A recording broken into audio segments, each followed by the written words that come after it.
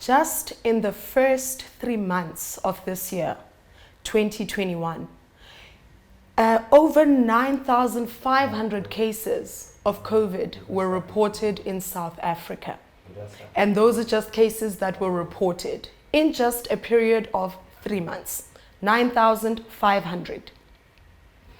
In her speech last year in 2020 in April, Executive Director of UN Women, Phumzile Mlambo-Ngcuka, mentioned how with the pandemic, we are beginning to experience and to see a shadow pandemic in the form of violence against women. Today, we focus on rape. And because we're usually we're just prone to allowing cases such as gender-based violence, rape, to fade into the backgrounds of our lives. Today, we ask you to stop, to pause, to take a moment to listen, to hear the voices of the women we will be speaking to today. My name is Lebogang Lebilwane, and I invite you to join us as we discuss the subject, who am I after being raped? Now, I would like to encourage you to engage with us in the chat and just ask those questions. If you have questions, you can share your comments with us because we have an amazing host of panelists that we're going to be talking to, which include Boitumelo Ntswane of On Point Healthcare. We also have Nosihle Mkhize of Tears Foundation. And then we also have Advocate Salome Manganye of the Pan-African Bar Association of South Africa. And finally, we have with us Coach Majaji, who will be speaking to Kagiso. So we have Coach Majaji Muthapo of Transformed Lives Coaching Institute, who will be speaking to Kagiso Rahlogo. So we invite you to join us. But before we speak to the panelists, I would like to invite you, and I'd like to introduce two ladies who have survived rape and sexual violence. I introduce to you Georgina Kutumela and Katlego Morolo. Thank you, Katlego Morolo. So let's just get a sense. We're going to hear the stories of the two ladies and we will come back afterwards. So let's just get a sense of the experiences they went through. My name is Georgina Kutumela and I'm one of the survivors who will be telling you her story today. During my teenage times, I was raped. This uncle of mine is an uncle whom I used to spend more of my time with. So there was a time for writing exams. He suggested that before the exams start, we should hold a prayer session. So because we pray together at all times, it's a good thing, and I agreed. I went to his house, but before I went, I told my sister where I was going, that yes, me and my uncle, we are going to pray. And I went there, I found the whole family. It was so exciting to see the whole family. They were also excited to see me. So when we went to pray, we went to his room. He said that he has a movie for me to watch. It was a relevant movie for me because it was the Lord's Supper movie. That while we were watching the movie, he started asking questions like, why do girls smell when they are on their periods? So I said, I don't know. As we were still watching the movie, he said to me, are you on your periods? Have you started your period? And after that, he started touching me in wrong ways.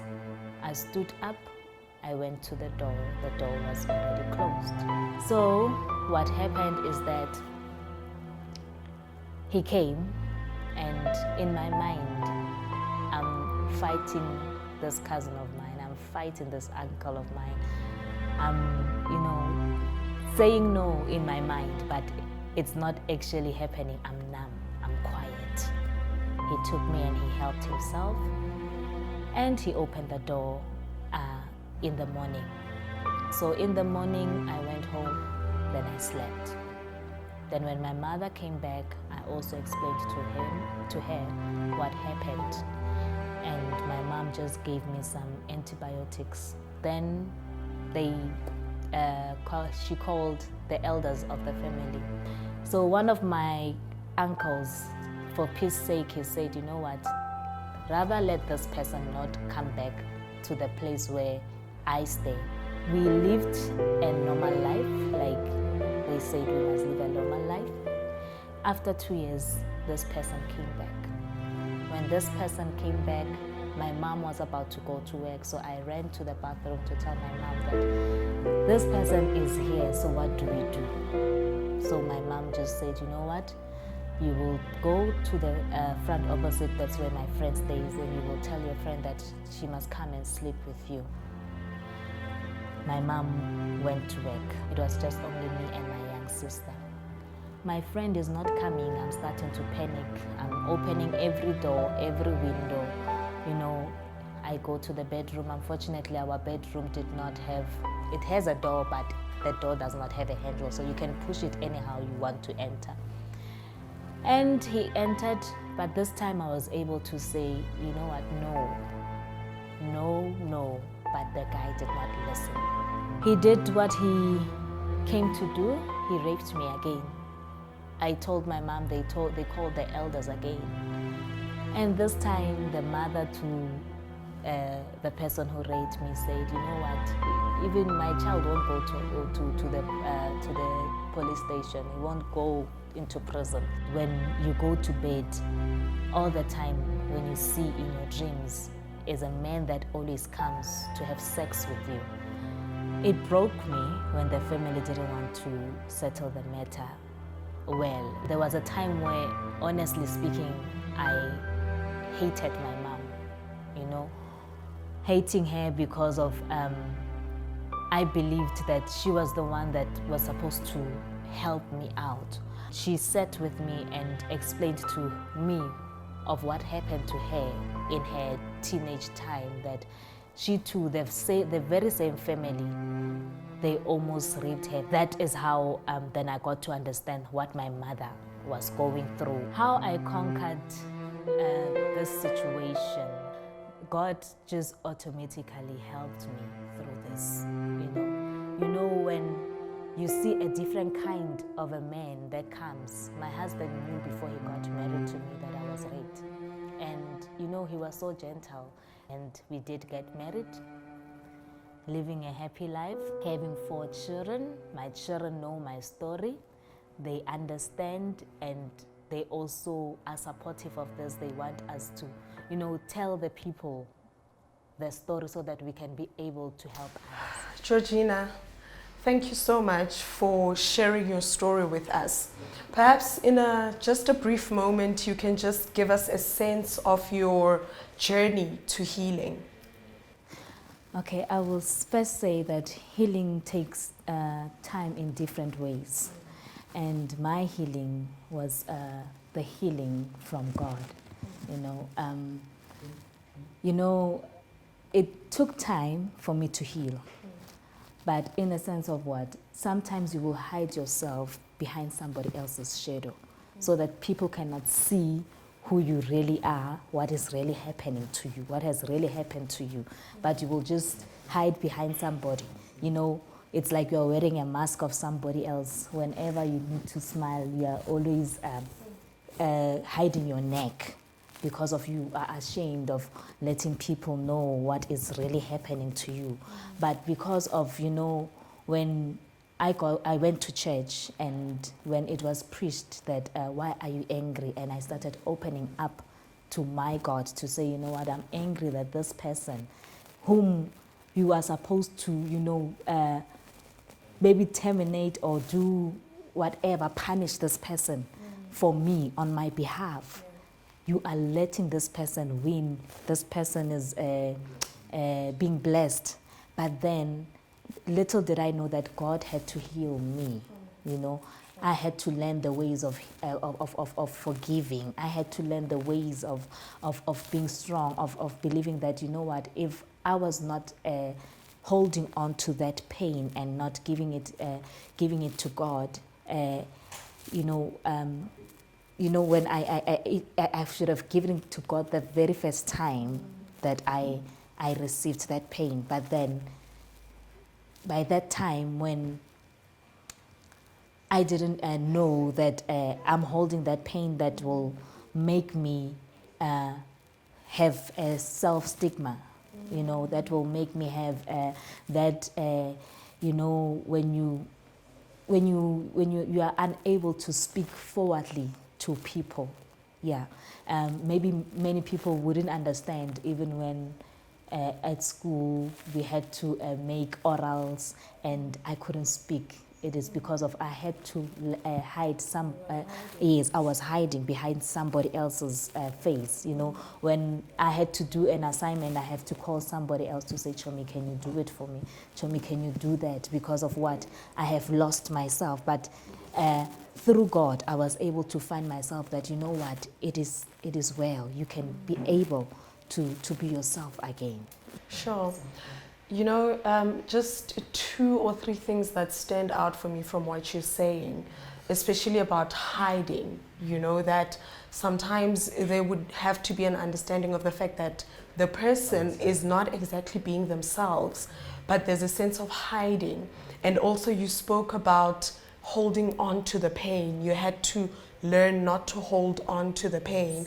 And in your case, you gave it to God, and that's how you started experiencing healing. Yes. Sure. Thank you so much for sharing that with us. I trust that it encourages someone out there. And let's also just move on to hearing Katlego's story, and then we will come back and hear from you as well. I'm Katlego Morolo. I'm from Limpopo. I grew up in Ramphahlele, Mashite. I came to Gauteng living with my sister and his husband and the baby. It was a happy family. We were enjoying ourselves. We were always watching TV together, doing almost everything together. My brother-in-law came back from work. I was watching TV. He called me next to him. So I went to him. I didn't know what the calling was all about. So when I got to him, he called me and said, can you come closer to me? And then I went, standing in front of him.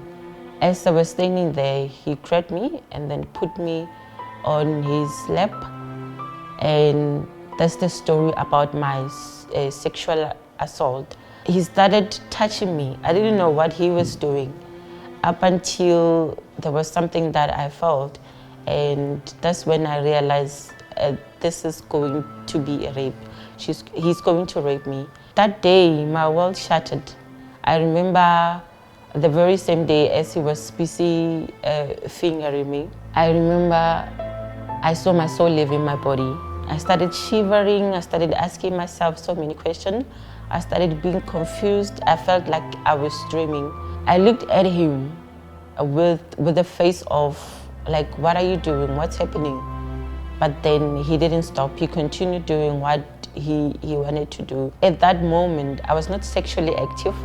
So for me, being in that state, I felt like I stink.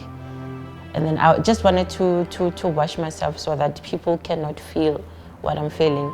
So I remember from that day, I started not watching TV with the family. And then I remember they cooked, but I couldn't eat. I couldn't sleep. The following day, the same thing happened again. And then as he was busy, he got interrupted. I thought, you know what, I need to change my routine. When there's my brother-in-law come back, I will run from the house that we're living in. I will go outside and hide somewhere. I started being anxious. I started fearing men. For me, it was a shock that if a family can do this to me, then the stranger could do worse. After the sexual assault, I was no longer bubbly. I was no longer enjoying the things that I used to enjoy. It took me time to talk about the situation, because at first you don't know how to put the situation. Maybe it was going to be easy for me to talk about it if it was a stranger, but this time it was not a stranger. It was a trusted family member. The day that thing happened to me, I completely changed. I lost interest in the family. I lost interest staying near to family. I was depressed. I almost killed myself. Even if it was taking time, I accepted that this thing happened and accepted and then forgive myself. I decided that I will meditate and live positive life, even if the universe has forced so much negativity, but I overcome that with positive. And after so far, I'm doing good because I'm married and I have 2 kids, and I'm a graduate from UNISA, and I thank God and I thank my family. Katlego, you know, as I'm sitting here listening to your story, one of the things that just stands out so much for me is just how traumatic the experience was for you. You talk about having shivered and you were shaking.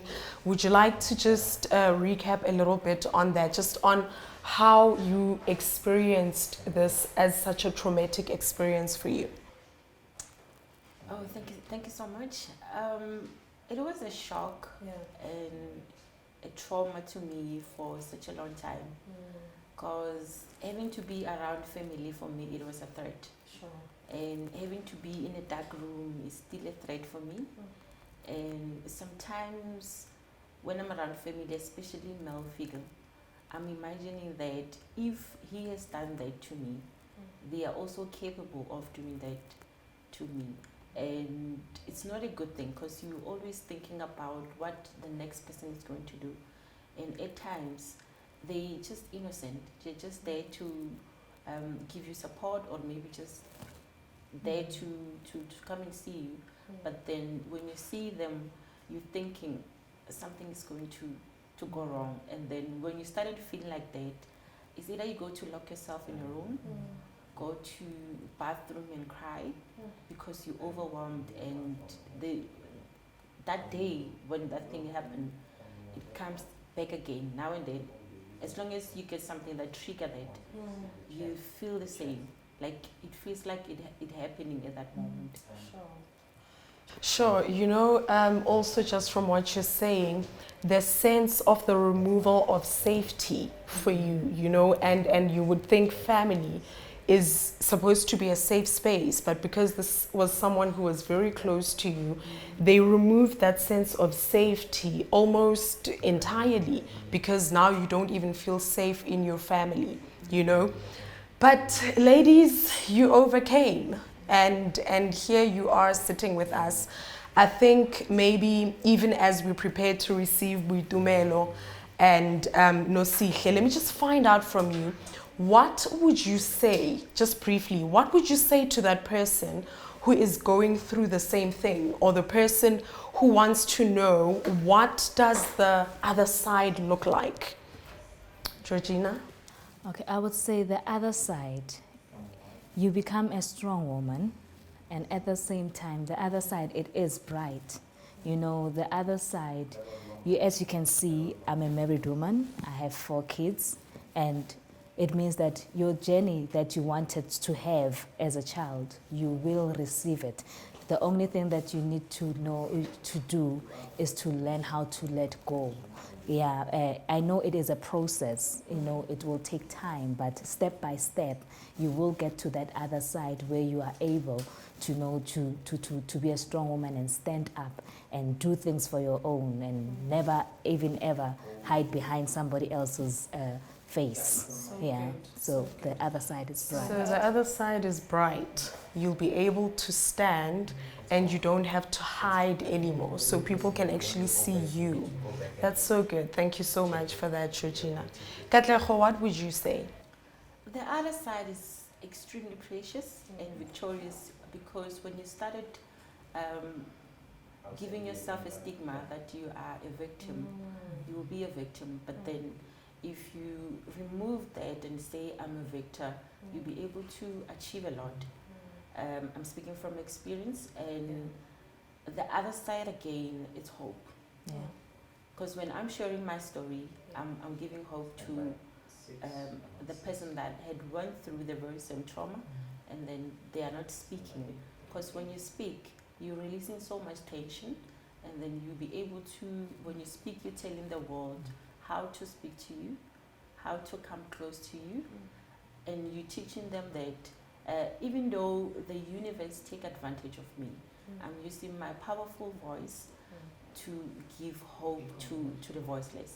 So I'm vowing to myself, I'm giving myself to be the voice to the voiceless. And I'm saying to them, you can speak, they're going to believe you, and you are beautiful, you are powerful. No matter what happened, it happened. You need to accept it, and then just forgive yourself that it happened. By doing that, you releasing yourself from so much negativity, you're welcoming positivity, and that is a good thing. You'll be able to heal. Because Maya Angelou is saying, when healing start, you go out and heal others. So when I'm healing, I'm healing and talking about my experience. Somewhere, somehow, I'm healing others. That's so good, so good. I love that you say, you know, you can use your voice to actually not only take the process further in terms of your own healing, but to begin to heal others. And I know that, I mean, from what you ladies have shared, it's all a matter of time. Everything is step by step. But what I'm hearing is you don't have to hide.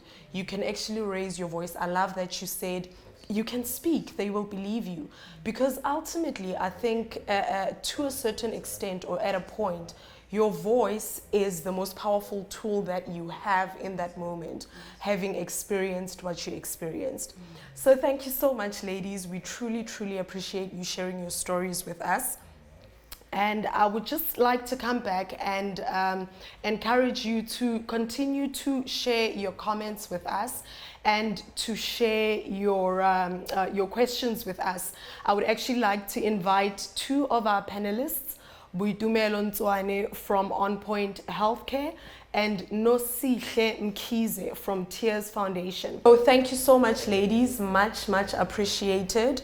Carry that voice, carry on that message of hope even to others. Because one of the other things is, you know, this is happening so much. You know, my opening statement was there were 9,500 cases reported by the end of March, but those are only cases that are reported, you know, and that also speaks to what you are saying. Raise your voice, speak up, and basically you will be believed and your healing process can start from there.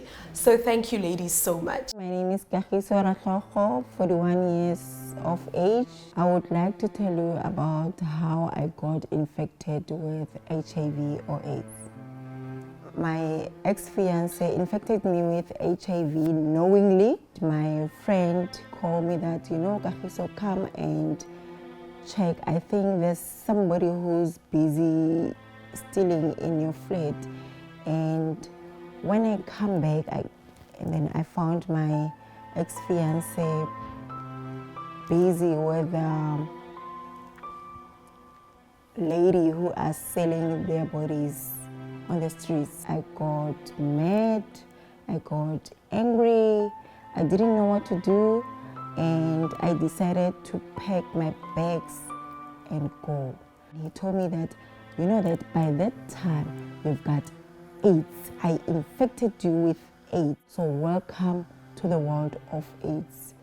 I cried a lot and I packed my bags. And the following day, I decided to go to the doctor to test. Instead of telling me that, you know, Kagiso, you are HIV positive, he just threw me with my results on my face. Tell me that you've got, number one, you've got 4 STIs, you've got HIV, and you are dirty. I didn't even understand those STIs, and I didn't even understand about HIV, so I got miserable. And apparently, I didn't even see myself walking barefoot on the streets, crying, talking alone. With the grace of God, there was a guy who just came through and he told me that, how are you? And I know that you are crying and you are walking barefoot with your pantyhose. What's going on? Then I started crying. I started talking about what happened. Then I started opening up. He started teaching me a lot about HIV or AIDS. He started teaching me about the chronic diseases. He started teaching me about the STIs. It took me almost 2 years to be like this because I was very, very difficult by then. And I didn't want to listen to anyone. I was very, very angry. I was looking myself in the flat always, not knowing that I am getting sicker and sicker. I started showing the symptoms of HIV or AIDS. When times goes on, when I got counseling and I started to see that, you know what, it's either I'm going to make a difference, I'm going to educate others about it, or I'm going to let myself to die. And I started to read a lot about HIV or AIDS. I started to be focused. I decided to fight. I decided to eat healthy, go to gym, drink medication, talk about it, started to drink, to follow the rules of how to drink the medication, of how to treat the STIs, how to treat the HIV. And my doctor told me that, you know what, you've been drinking the medication according to our instructions, and you are like, there's no STIs anymore, it's only HIV. I didn't believe that one day I'll be educating others. I didn't believe that one day I'll be a mother of a beautiful child who is healthy. I didn't even believe that one day I'm gonna be married. And here I am today. I am married. I am 10 years in my marriage. So God is great, God is amazing, and if you believe that you can even conquer anything, you will. That was Kagiso Rahlogo sharing her story and just showing us on the other side of the coin that violence against women takes form in many different shapes. And we will be speaking to her at a later stage. But for now, let's hear from a healthcare professional and our two panelists. We have Boitumelo Ntswane from On Point Healthcare, and we have Nosihle Mkhize from Tears Foundation. Ladies, I'm going to ask you to just introduce yourselves. We'll start with you, Boitumelo, and we'll just take it from there. Thank you so much, Lebohang. As introduced, my name is Boitumelo Ntswane. I'm just an ordinary girl who grew up in the township, specifically Attridgeville. And it dawned on me at a very young age that for me to break out of the limitations that we experience as an African child, I needed to have education so that I can break out of that barrier. Yeah. And I'm actually quite glad that this year, 2021, I'm celebrating 20 years as a pharmacist in the pharmaceutical industry. Throughout my career, in the very diversified industries that I worked in, acquiring a lot of experience, there is one thing that fulfilled me beyond understanding, that gave me peace, that gave me fulfillment. And that thing is saving people and empowering them about their health care needs. My journey has not been easy. It's been quite adventurous. I've done a lot of work. I've rolled out quite a couple of healthcare projects. I have been involved in business, many successes and many failures, which is a path of any entrepreneur, a path of any black child, a path of any African child, a path of every woman. And in addition to that, as I was serving in my career, I also went through a traumatic experience in 2015 where I drowned and I spent a prolonged time in ICU. So I can relate to the trauma that the rape victims are going through. I don't like using the word rape victims, rape survivors. I can relate to that trauma. So why On Point Healthcare? On Point Healthcare came about as I was recovering from my near drowning experience. And if you Google the name On Point, dictionary says exactly right. And I wanted, the vision of my company is to ensure that as healthcare professionals, we are able to identify the needs of ordinary people on the ground and meet them at the right time with exact tools, with the right tools, with the right people at the right time. That's the vision of On Point Healthcare. You might be asking me now, why rape? I'm also a director in a pharmacy called First Care Courier Pharmacy, which is a specialized pharmacy that delivers antiretrovirals to private clients. We know the situation in South Africa.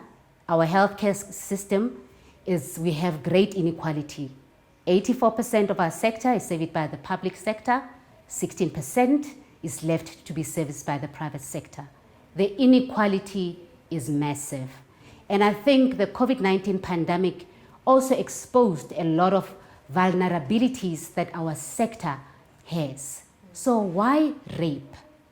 I think being involved in that specialty field of HIV and AIDS, and it's something that I am passionate about, I realized that, as a pharmacy, we started noting that there's a high incidence rate of infections, new infections, mostly among women, especially between the age of 15 and 24. It was concerning that these young women with such great potential ahead of them have unwanted pregnancy, are getting infected with HIV, are getting sexually transmitted infections, are dropping out of school and not getting an education. And we thought, let us try and intervene. So we have committed as On Point Healthcare, joining hands with First Care Courier Pharmacy. We want to provide a combo pack for rape survivors. So any woman out there, any girl out there, should you find yourself in this situation, On Point Healthcare is there to provide assistance. In the combo pack, we will be providing 28 days treatment, which is your post-exposure prophylaxis treatment, PEP for a shorter version, a morning after pill for unwanted pregnancy, and a course of antibiotics to prevent against your sexual transmitted infections. But we realized that we cannot do it alone as On Point Healthcare. And we realized that not only are the new incidents that we're getting queries on, we also have rape survivors, like the stories that we have shared when we opened the session. The survivors who are still struggling with the trauma. And then we thought, let's start a support group for the survivors. And the support group will be headed by Coach Majaji Motapo, who runs Transformed Lives. With me, I have also, On Point Healthcare has also gone on to just do a bit of homework in the industry. Who is in that space? Who has made an impact? Who can we join hands with? Because if we join hands and we collaborate, we are going to make a greater impact. And we came across one organization called Tears Foundation. Tears Foundation, I look forward to the collaboration, and I hand over to you as you unpack your services. Thank you so much, Pitumalo, and thank you for the opportunity. I'm Nosihle Mkhize. I work for Tears Foundation as an intervention specialist. So I have qualifications in social work, psychology, and law. So I work as an intervention specialist. I specialize with interventions at Tears on what we do. Yes. So what is Tears? Tears Foundation provides services, emergency services to survivors of abuse, gender-based violence specifically. But we also have other victims who have suffered in related issues. Yes. But focusing on GBV, we've been receiving lots and lots of cases of rape, which is our topic today. We're going to focus on rape. Yes. Okay, let me tell you a brief background on how Tears came about. Sure. So Mara Glennie, our beautiful queen who found Tears, yes, Mara is a survivor herself. So Mara was abused, and she went to a police station. She could barely walk that night. She was really in a traumatic space, and she needed help at that time. She went to the police station, and she was told to come back on Monday. It was Friday evening. She was lonely. She had no one to help her, and she didn't know who to ask for help. She then vowed to herself that there is no other survivor who will ever go through what I went through. I want all of them, when they get this experience, they know exactly who they can contact. Sure. She then formed Tears. Tears Foundation started operating in 2012 at Mara's house. She was operating at her own private space. Yes. And now, with joining hands with other helpful people, like Boitumelo mentioned, joining hands with other people, it's really hard. So now she got an office. We got an office. We operate all over South Africa. So what do we do at Tears? We provide emergency services to rape victims, gender-based violence in a nutshell. So what do we do as Tears when you get raped? People sitting at home, a child, an old woman or youth, they do not have enough information on what to do once they get raped. They know that everyone says you need to go to the police station, open a case, get the perpetrator arrested. But what happens after that? What if I don't want to share my experience with everyone? And what are the risks associated as a survivor? What do I need at that time? So at Tears Foundation, we have different platforms where people can approach us. We provide free services. What we do not provide medical exam or counseling ourselves. Yes. We are a middleman. We work people like On Point. Yes. That's where On Point comes in. What we do when we receive a case, we receive the person and we link them to services. So what we'll do, we'll call on their behalf, find them emergency help. You can go to the police station and wait for 9 hours for a van to take you to a medical facility. Is that worth it? No. So at Tears Foundation, we provide information like when you have a rape victim, the most important part is to get you to a medical facility so that you get medical exams. That's where we're going to do your HA88, that's where you're going to get all the your medicine you need. So what we do at Tears, we give people information. Call the facility on their behalf. Because they might be out there, they do not know how to get to the facility, they do not know their information. You can say, Google the number. How are they going to Google the number? Sure. So we call on their behalf, reach out and say, I have this person, this is the help they need.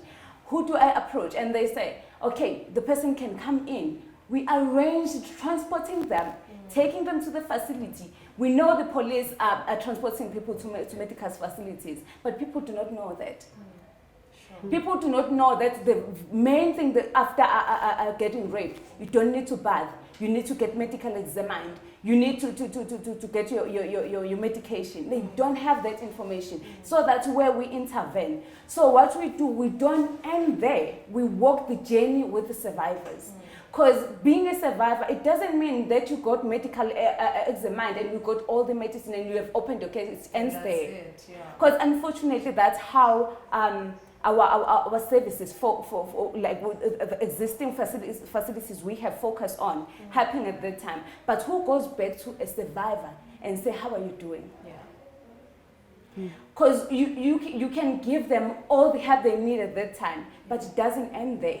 Yes, the perpetrator might be arrested, but not forever. Whoever asks a question, when the perpetrator goes back to the community, what happens to the victim?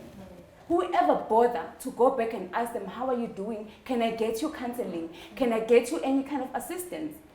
Because sometimes they get disappointed. We cannot lie. We have a lot of backlog on our laboratories and stuff.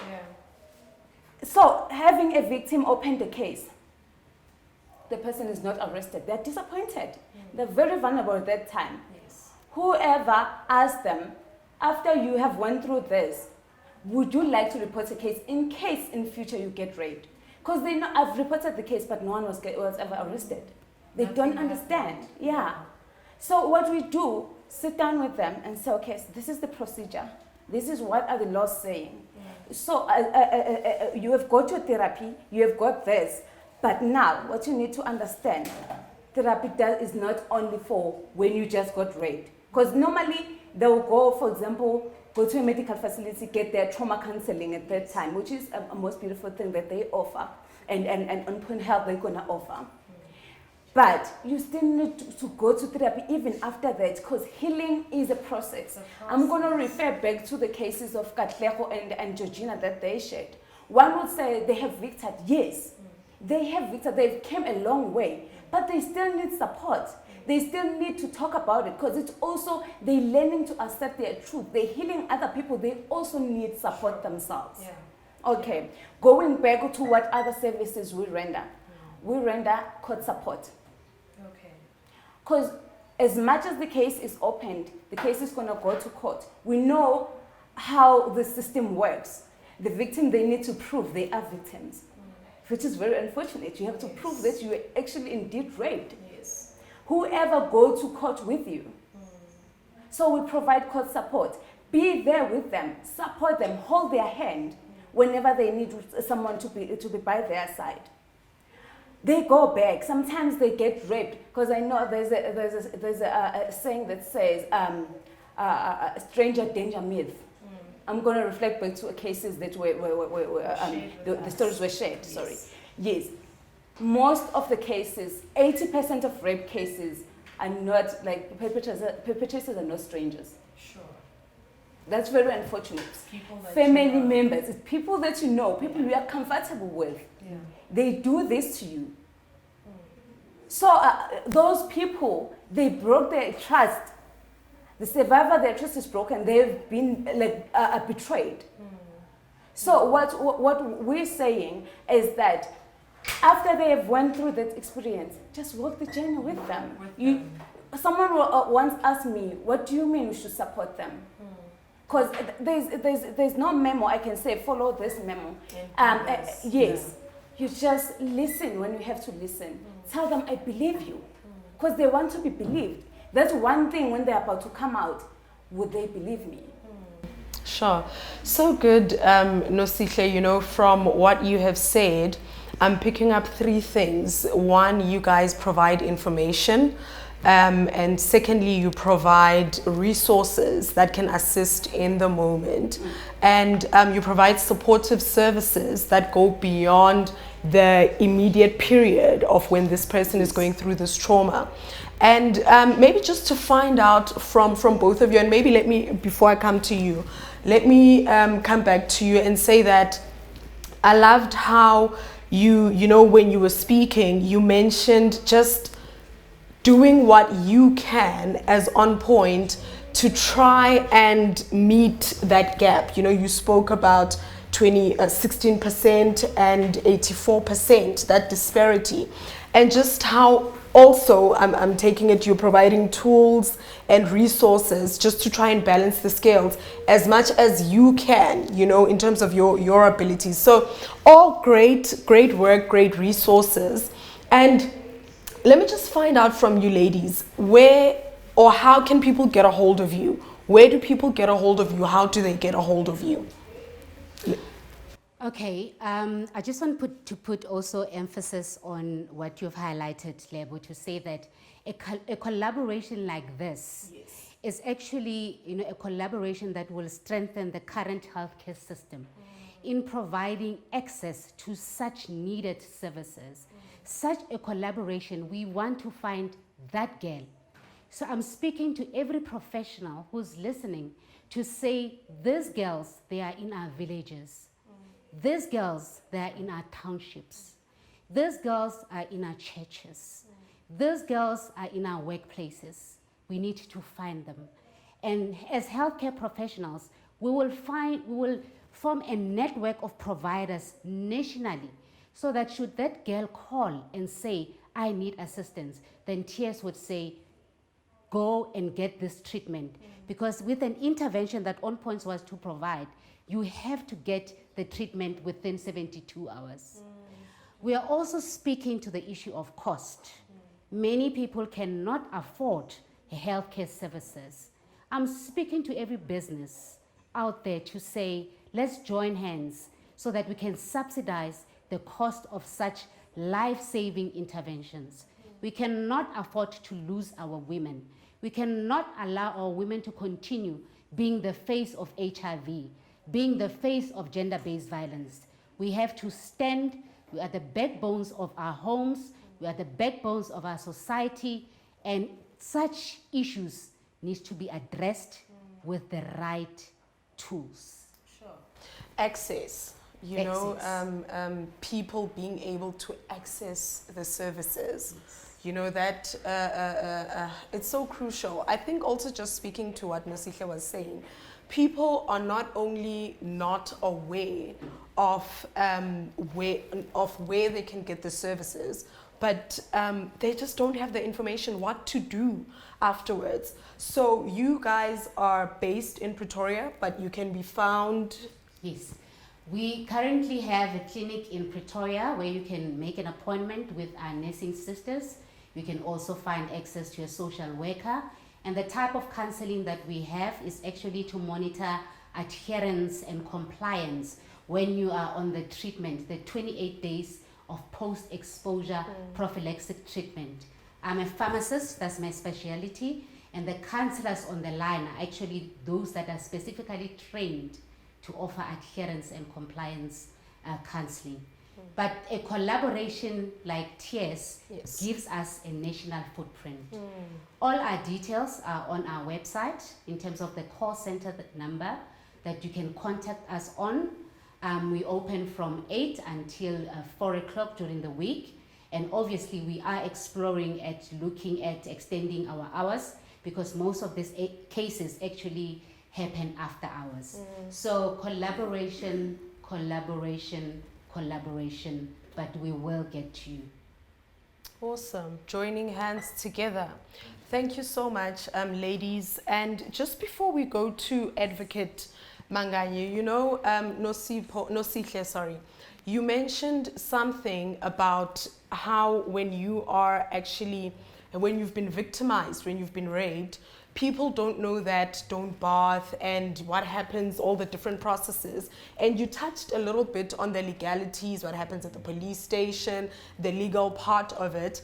And I would like for us, just as we cross over to Advocate Salome, to just also be aware. I remember reading, I think I was doing my 3rd year, a book on healing trauma.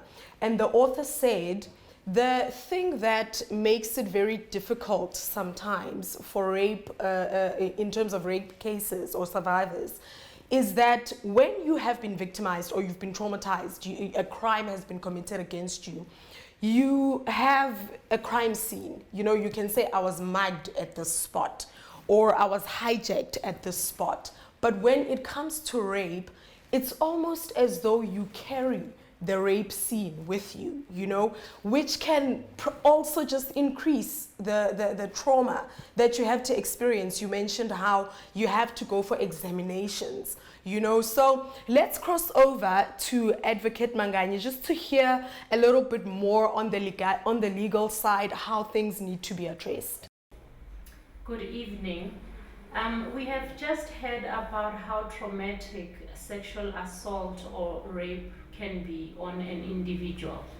So, if there is one thing that you must take away from today, it is this: report as early as you can. It is not a requirement that you must report immediately after the event happens, but it is important, and it is always best that you report immediately when the event happens. And this is the reason. When a victim of sexual assault or rape attends to the police station, there will be a process in terms of which a docket will be opened and statements of that person taken. The importance of that is when the statement is taken, the events will still be fresh in that person's memory, and that is important for what I will explain later on in my conversation with you.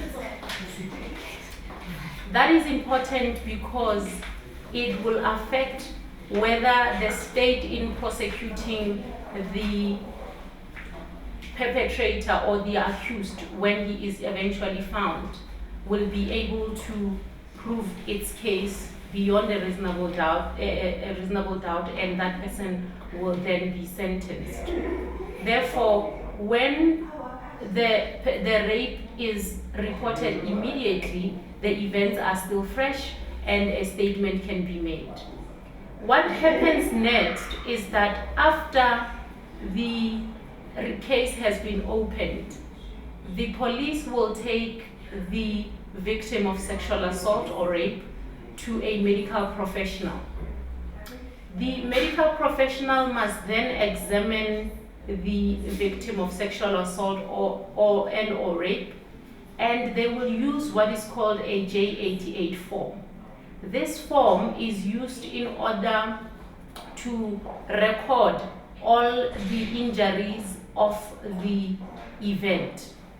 The form, you can obtain it on the Department of Justice website, but it basically informs the prosecutor at a later stage, or the state, at what state the victim was when he or she attended to the medical professional. It will detail the names of the individual, the time upon which the individual attended to the hospital, the state, including whether or not the person was inebriated or not, including the clothes that the person was wearing, whether those items were taken for examination, and it will also include a bodily examination of the victim. Now, that process is a necessary process, but it is a further traumatic process that must be attended to in order to ensure that justice is later served to the victim of rape or sexual assault.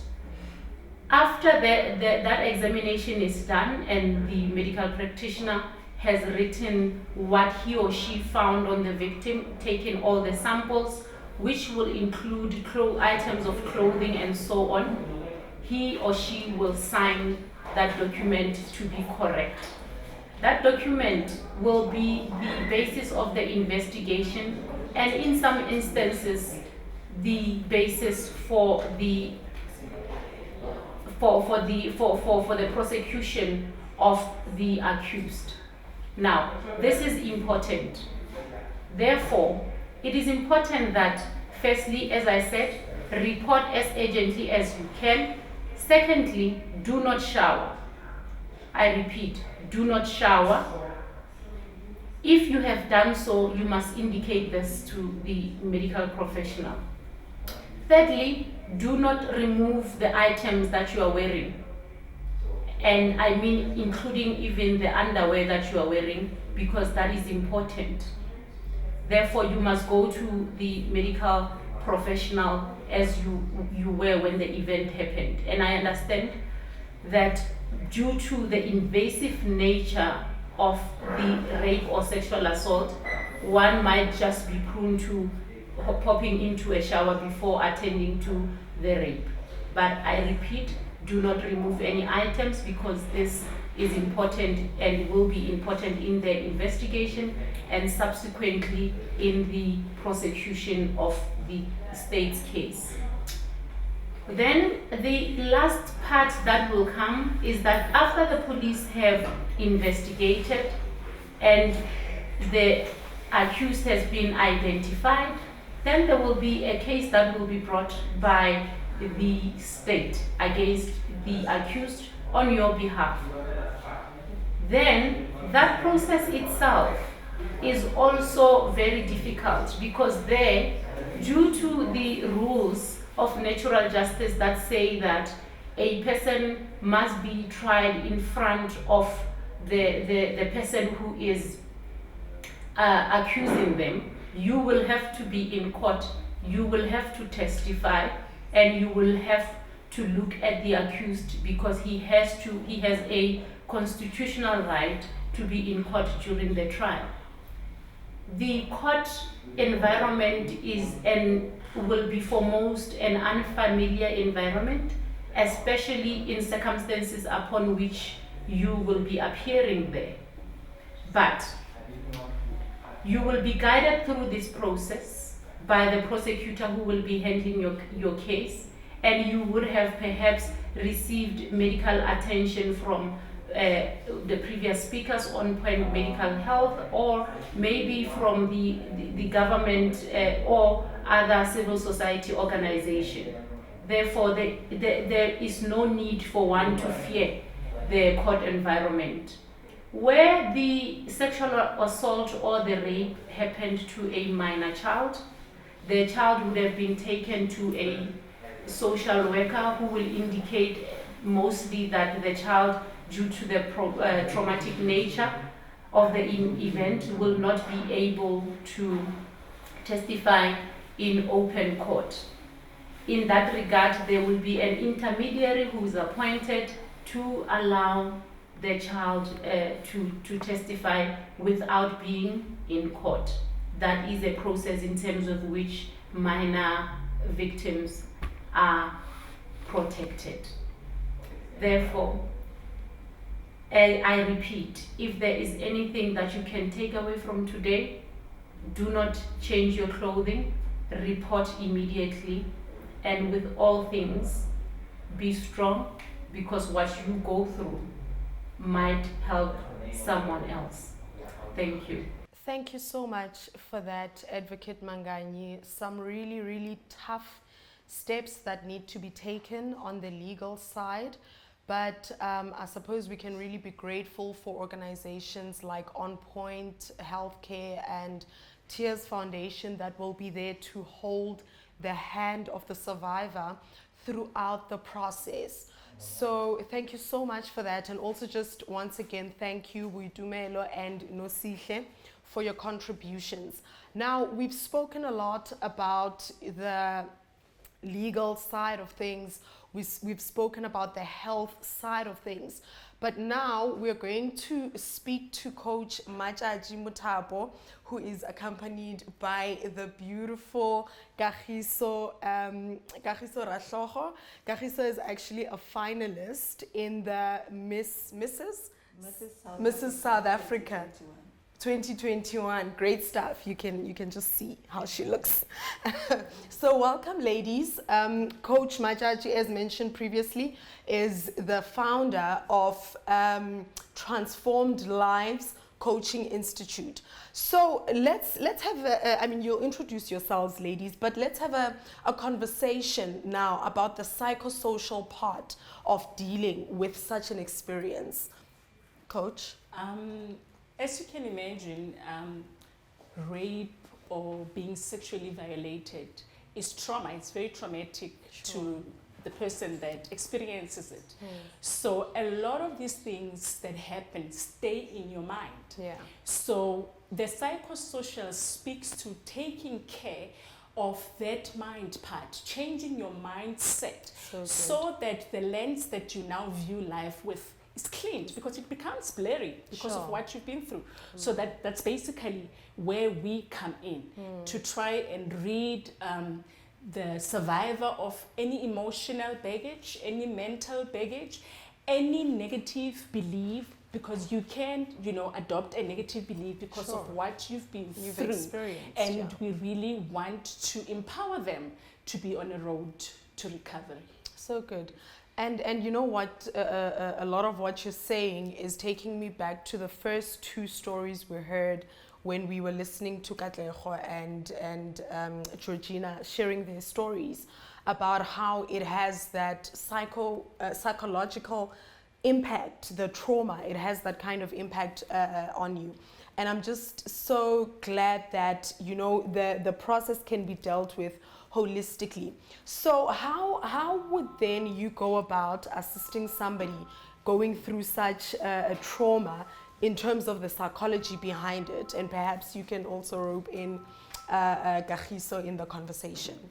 The first thing that we need to find out when we now, come into contact with the survivor is to find the place that they are at. Because at times, I have to be honest, at times, there are those individuals that need psychiatric intervention. So we actually know when to refer. But there are those that just need their mindset to be empowered. So the first thing we always tell the survivors is that you need to acknowledge that it has happened to you. Speak it as it is. If you've been raped, acknowledge that you've been raped. Although, with Kagiso's story is slightly different because she wasn't raped, but someone, infected her deliberately with HIV. So that is violation. So we say first acknowledge it, and then the second thing is they need to speak up. Because when you speak up, because oftentimes what victims do is they sort of try to suppress what has happened, try to block it, because you can imagine who wants to relive a traumatic experience. So we say speak out so that you let it off your chest, and we advise that speak to someone that you trust at first. And oftentimes survivors are scared of speaking out because they are scared of the stigma that comes with being through such traumatic experiences. So we say speak out. After speaking out, some people, we encourage them to write journals. If you can't speak, write about it. And then the next thing would be you need to nurture yourself. And I'll tell you why we really emphasize that, is that once you've been through a traumatic experience like that, you sort of start having bad stories about yourself. And I don't know if you've heard of the saying that the way your self-perception is what you project. So if you do not deal with how you start perceiving yourself, you changing those stories that, I'm not filthy, because, you can start looking at yourself as, this, maybe it happened to me because I deserved it. So I often say that what you would not say to the next rape survivors, don't you dare say to yourself. Yes, so that's part of nurturing. The other thing is there's a lot of guilt and shame that comes with being through such traumatic experiences like rape, and in her case where someone just infected her with HIV. So there will be those kind of guilt and shame. So pamper yourself. Because it changes your outlook of how you look at yourself, how you look at life. Pamper yourself. If you need to go to a spa, do your nails, do your face, do that. Because you just, loving yourself, reminding yourself that I'm still worthy. Okay, yes. And then the next step, get a support group. Most people sit in isolation because they think it's only them. And when you can get other survivors that can actually become your support system, then you can easily be able to, and then you ask them, but how did you deal with it? Also, support system, we're talking about now professional help, like On Point Clinic with this holistic approach.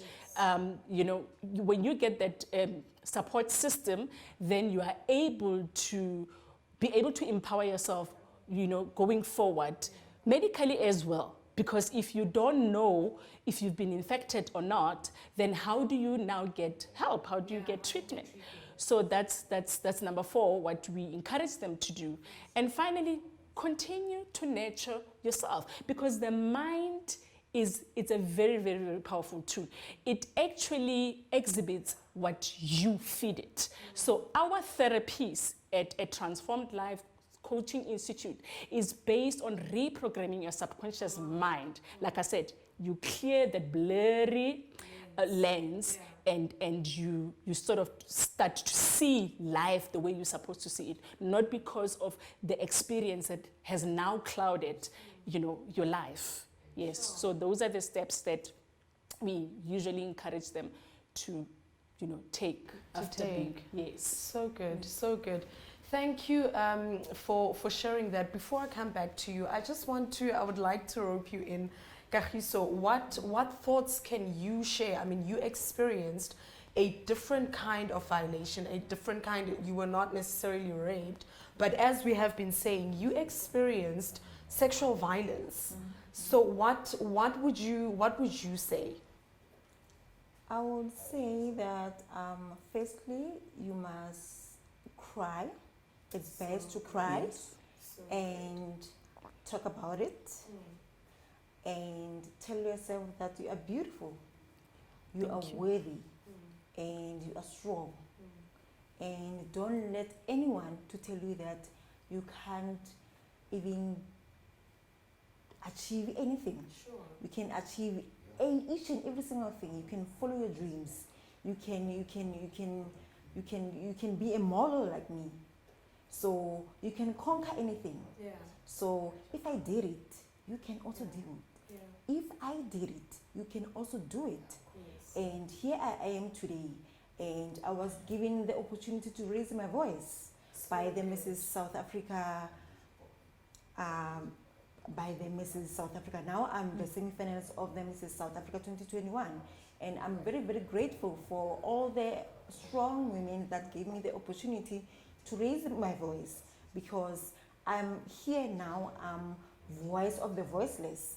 I am standing here now to fight for stigma, because if you can see here, I was stigmatized by the community, and I was stigmatized by my in-laws, I was stigmatized by my family members, and everyone stigmatized me and say that I'm a whore because I'm HIV positive.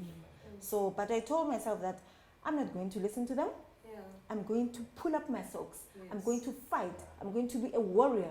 I'm going to be a strong woman. I'm going to be a lion. Here I am today. Evidence of the fact that if that lens is cleaned, then you are basically able to approach life in a completely different way. So inspiring, your story, and I believe it's going to inspire quite a lot of people as well.